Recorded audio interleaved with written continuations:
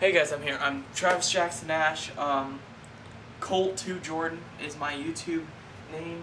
You can subscribe to me, please do, if you see this video. But I'm going to warn you, probably most Alabama fans watching this video will not subscribe. Because I'm here to say, summer break now, I've been YouTubing a lot. I've seen a lot of stupid videos, and I'm a huge Texas fan, hence Colt2 Jordan. Everyone knows, I love Texas Longhorns. Football, basketball, whatever. I'm in love with it. But football especially. But I've seen all these YouTube videos of guys saying, well, it's clear Alabama won this game because they're the more dominant team. Or people saying Texas lost this game because they got introduced to an SEC defense. No, they did not. A true freshman, Garrett Gilbert, 15 of 26 all year long, had not thrown more than 5 consecutive passes in a game this season. Only one touchdown, was not a passing touchdown, it was a rushing touchdown. These are the young man's stats. True freshman.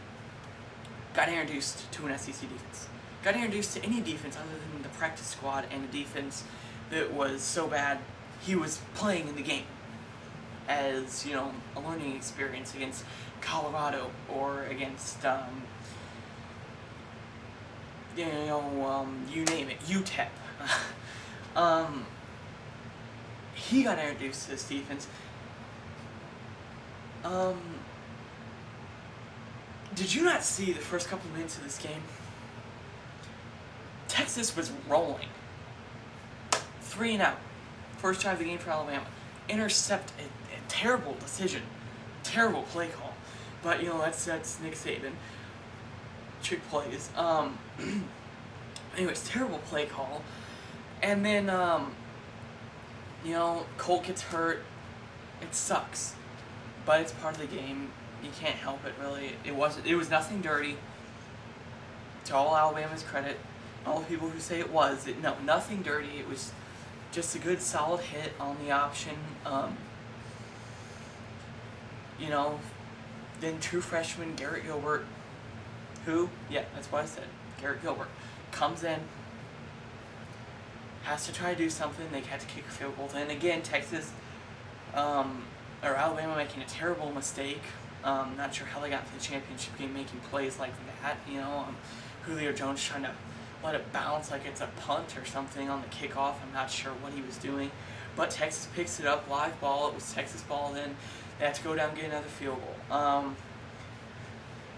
But then Texas defense, really, you could tell they just lost their sting, lost their punch, lost their swagger completely when Colt went down. They just realized the entire game was on them. If this was Texas, Nebraska all over again, except it was going to be Texas with 6 points, because that's how they can muster off 2 great field positions with the backup quarterback. It was Texas, Nebraska all over again. Except they had to hold. They couldn't even give up a touchdown in this game.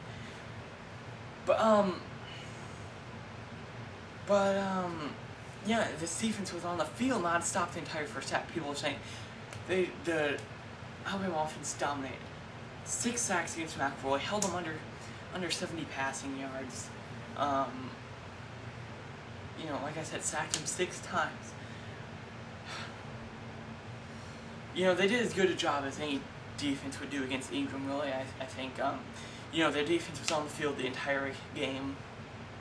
The entire first half, they were just completely shell-shocked, thinking, what are we going to do? Colt's injured, how are we going to win without him? Winningest quarterback in college football history. Should have been the championship game last year, since we beat Oklahoma 45-35, but don't get me started on that. It's a different subject. So completely shell-shocked, didn't know what to do. And then on the field the entire first half, I do have to congratulate Alabama on one thing. Great play calling. Their defense is dead tired because they're on the field the entire half. And they just continue to run at them. Good play calling. You gotta give it to them. Then horrible play calling by Texas. Just run after run after run. 3 and out after 3 and out. And then, you gotta try to get Garrett Gilbert into a rhythm. And then they try to run a 2-minute offense with less than a minute left. And it gets intercepted by Marcel Darius, return for touchdown. And, You know, then you got guys like Malcolm Williams and Dan Buckner dropping passes. It's ridiculous. You can't have that. You know, when you got a true freshman out there, go out there, make a play. Help this kid out. If anyone besides Jordan Shipley could have realized this, they might have even had a better shot at winning than they did, and they already came back 21-24 when Garrett Gilbert fumbled it. This Texas defense in the third quarter, though, proved who they really were. They proved it. They just completely shut them down. You know, obviously, when Garrett Gilbert fumbled it, they weren't going to stop Alabama from the 5-yard line with 700-pound Mount St. Cody leading the way for Ingram. That wasn't going to happen. And then Gilbert threw an interception, which pretty much sealed the deal up, sealed the game. And then classless, classic Nick Saban, being classless, runs the ball and runs the score up, I guess, so that anyone who went to bed at halftime didn't realize that Garrett Gilbert nearly led come back and beat Alabama. But I gotta give all the congratulations in the world to Jordan Shipley. He took the reins on this offense. And just showed everyone that he was the best receiver in the NCAA. He made Garrett Gilbert look like Colt McCoy in the second half of this game. Caught 2 touchdown passes. A guy who never caught a touchdown pass in any bowl game in his entire career at Texas. It's been a phenomenal career for him. Let's just be honest. He took the reins. He said, if no one else is going to make a play, I'm going to come out here and I'm going to lead this comeback. I'm going to get open every play. Play after play after play, open. Garrett Gilbert is just going to look for me. He's going to find me and I'm going to make a play. That's what he did. He got the touchdown. He caught the spark. The Texas offense really caught that first 56-yard touchdown pass, or 46-yard, touchdown pass, ran it in, next 15 yards or so. Then caught the other touchdown pass when he led the drive through. Then, this offense finally came around to everyone else. Dan Buckner catching a touchdown pass. But I do also have to say something else. Kudos, major amounts of kudos to the offensive line.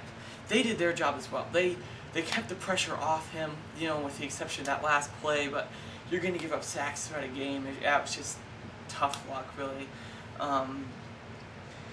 The offensive line did their job. But everyone knows Texas within 3 points with the backup in. Anyone who knows anything